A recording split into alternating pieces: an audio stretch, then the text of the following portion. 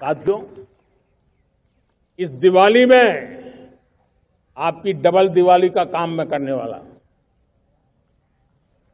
इस दिवाली में आपको एक बहुत बड़ा तोहफा देशवासियों को मिलने वाला है। पिछले 8 साल से हमने जीएसटी का बहुत बड़ा रिफॉर्म किया। पूरे देश में टैक्स के बर्डन को कम किया,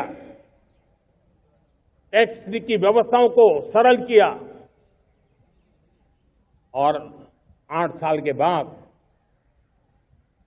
समय की मांग है कि हम एक बार उसको रिव्यू करें। हमने एक हाई पावर कमेटी को बिठा करके रिव्यू शुरू किया, राज्यों से भी विचार विमर्श किया और मेरे प्यारे देशवासियों, हम नेक्स्ट जनरेशन जीएसटी रिफॉर्म्स लेकर के आ रहे हैं। ये दिवाली के अंदर आपके लिए तोहफा बन जाएंगे। सामान्य मानवीय की जरूरतों के टैक्स भारी मात्रा में कम कर दिए जाएंगे। बहुत बड़ी सुविधा बढ़ेगी। हमारे एमएसएमई, हमारे लघु उद्यमी, इनको बहुत बड़ा लाभ मिलेगा।